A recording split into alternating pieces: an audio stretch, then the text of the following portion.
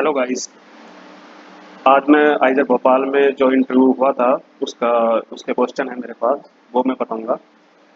तो पहले तो मैं बता देता हूँ, 5 लोगों की वहाँ पे पैनल थी जिनने क्वेश्चन किए थे। कैंडिडेट का जो इंटरेस्टिंग एरिया था वो फंक्शनल एनालिसिस था।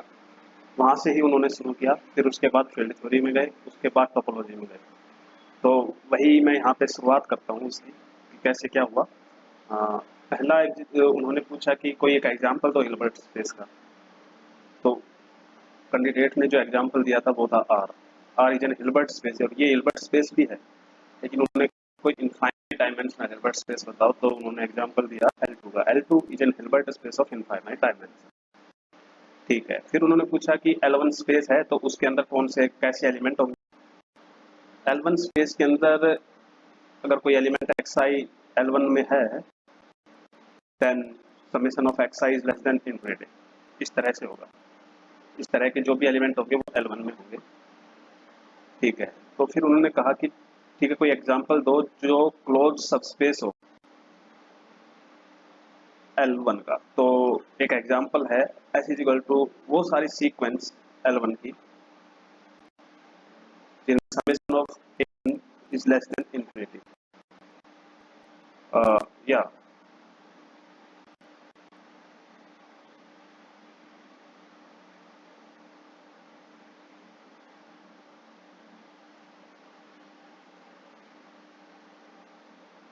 C naught, all an belong to C naught, that summation of n is less than infinity। C naught space है, सी नोट स्पेस में कोई भी सीक्वेंस अगर सी नोट स्पेस में है, इसका मतलब ये है कि वो सीक्वेंस जो है कन्वर्ज होगी जीरो पे। ठीक है, तो सी नोट की मैंने वो सारी सीक्वेंस उठाई जो जिनका जो सम है, मतलब जो सीरीज है वो कन्वर्जेंट है। ठीक है, तो अब एस इज नॉन एम्प्टी है, क्योंकि एक सीक्वेंस है अपने पास ऐसी। या सीक्वेंस हम ये कंसीडर कर सकते हैं, sequence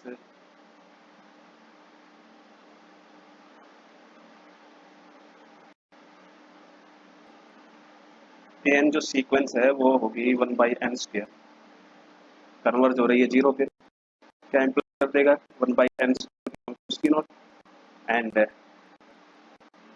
summation of 1/n is then infinity. ये क्या इम्प्लाइज कर देगा कि ए एन जो है वो एस में है, ये नॉन एम्प्टी है। ठीक, अब मैंने कोई दो एलिमेंट लिए ए और बी एस से, मुझे ये दिखाना है सबस्पेस के लिए कि ये इसमें बिलोंग करेगा। ए प्लस अल्फा बी जो है वो एस में होगा, क्योंकि सबका जो सम है वो कन्वर्जेंट होगा और एस में बिलोंग कर रही है, तो इन कन्वर्ज टू जीरो होगी ये सारी सीक्वेंस। ठीक है, तो इनका सम भी कन्वर्ज टू जीरो होगा। ठीक है, मैंने इनका सीरीज बनाया, और series sum of two convergent series is again a convergent series, तो इसलिए ये कन्वर्जेंट होगी। ओके, तो यहाँ से हो गया। उसके बाद उन्होंने फील्ड थ्योरी में पूछा कि फील्ड थ्योरी का क्वेश्चन पूछा। जब 2x लिया उन्होंने, पूछा कि क्या ये फील्ड होगा। इसका आंसर है यस, ये फील्ड होगा। इस फील्ड का ऑर्डर होगा, मतलब एलिमेंट होंगे, नंबर ऑफ एलिमेंट, मैं इसको number of element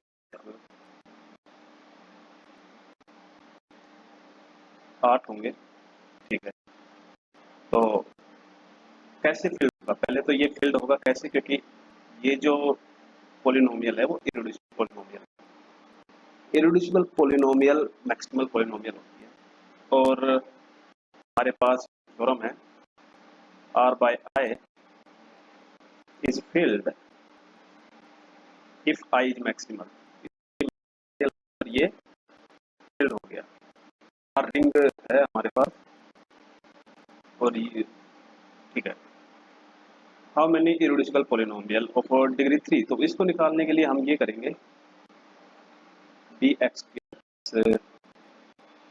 cx plus d, ठीक, दो एलिमेंट है, 2 इंटू 2 यानी कि जो पॉलिनोमियल है वो होगी 8। अब 8 पॉलिनोमियल से मुझे इरेड्यूसिबल पॉलिनोमियल निकालने हैं, तो मुझे ये सारे एग्जांपल यहाँ पे लिखने पड़ेंगे। कैसे? पहले यहाँ पे ये 0 लिखा, प्लस x प्लस 1, दूसरा एग्जांपल है एक्स की 3 plus x plus X 3 plus x plus 0, x की 3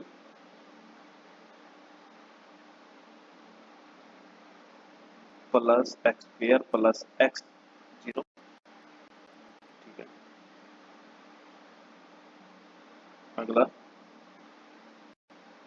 एक्स की 3 प्लस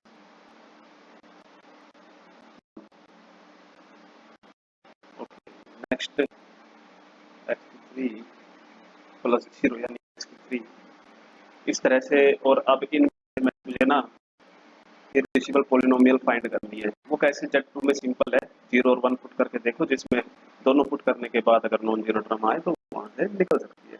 अगर कोई इसमें रह गई हो, आप देख रहे कितनी हो गई है, 1 2 3 4 5 6 7 7 हो गई, एक रह गई, कौन सी रह गई? या एक्स की 3 प्लस एक्स, ये वाली रह गई, ठीक है।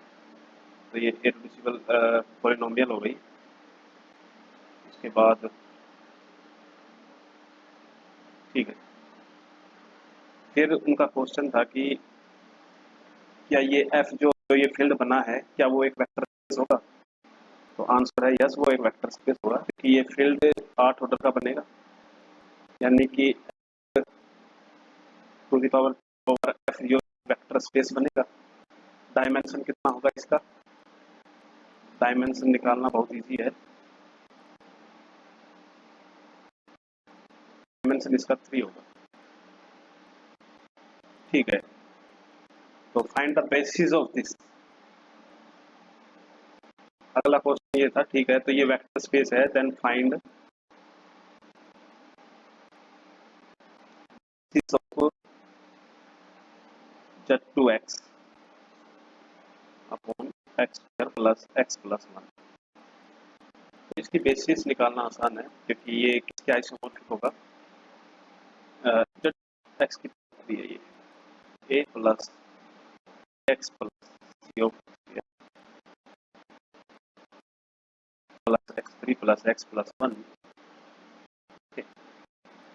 अब बेसिस कौन सी होगी? बेसिस होगी 1 एक्स एंड एक्स, ये बेसिस होगी in term of the polynomial, है ना, इन टर्म ऑफ पॉलिनोमियल। तो हमने बेसिस निकाल दी इसकी। उसके बाद उन्होंने टोपोलॉजी का जो क्वेश्चन पूछा था वो ये था,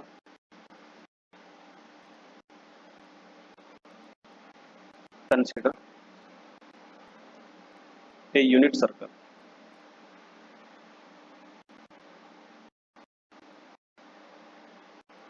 unit circle and an interval 0 to 1। You have to uh,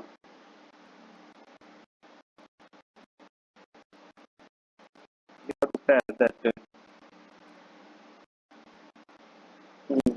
both are homomorphic or not।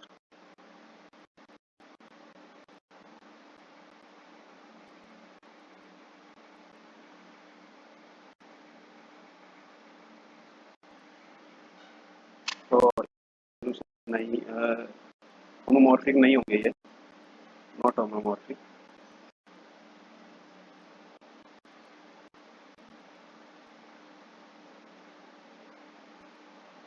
क्यों नहीं होंगे? हाँ, क्योंकि यूनिट सर्कल है, अगर ये होमोमॉर्फिक है एक दूसरे के, तो मैं यहाँ से एक पॉइंट हटाऊंगा, मतलब मैंने एफ डिफाइन कर दिया यहाँ से यहाँ तक।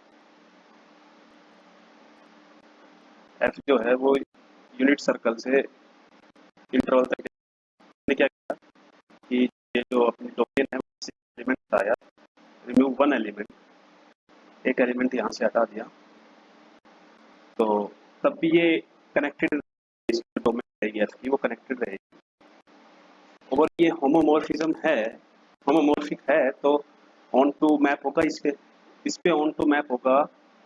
तो यहाँ की अगर एक एलिमेंट हटा है यहाँ से, तो यहाँ से भी एक एलिमेंट हटेगा। मान लो यहाँ से ए रिमूव किया मैंने, यहाँ से एफ ऑफ ए रिमूव हो जाएगा, वहां से एफ ऑफ ए रिमूव होते के साथ ही ये डिस्कनेक्टेड हो जाएगा।